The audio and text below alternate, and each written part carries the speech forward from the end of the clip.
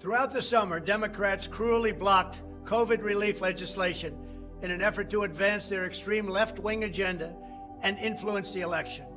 Then, a few months ago, Congress started negotiations on a new package to get urgently needed help to the American people. It's taken forever. However, the bill they are now planning to send back to my desk is much different than anticipated.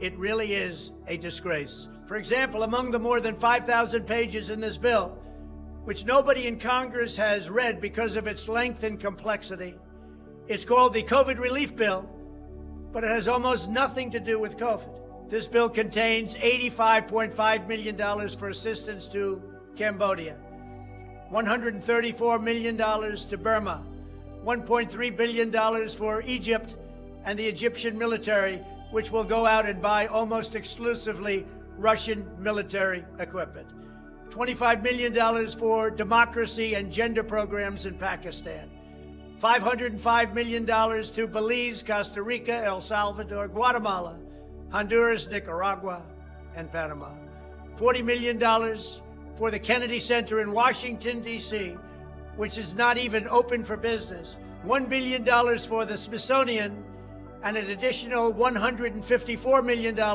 for the National Gallery of Art. Likewise, these facilities are essentially not open.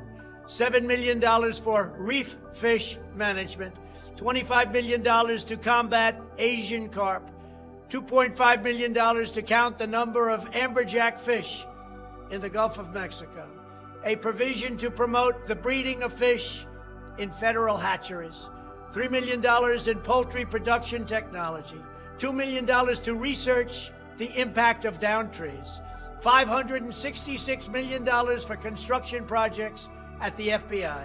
The bill also allows stimulus checks for the family members of illegal aliens, allowing them to get up to $1,800 each.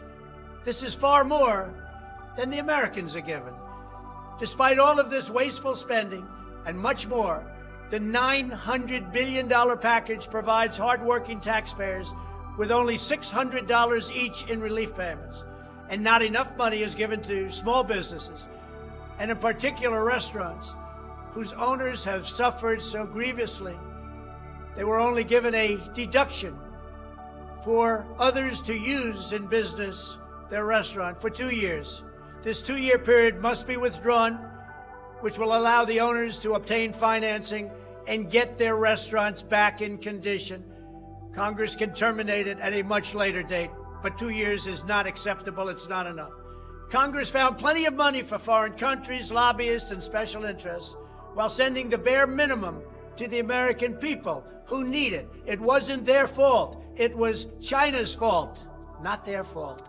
I am asking Congress to amend this bill and increase the ridiculously low $600 to $2,000 or $4,000 for a couple. I'm also asking Congress to immediately get rid of the wasteful and unnecessary items from this legislation and to send me a suitable bill, or else the next administration will have to deliver a COVID relief package, and maybe that administration will be me, and we will get it done. Thank you very much.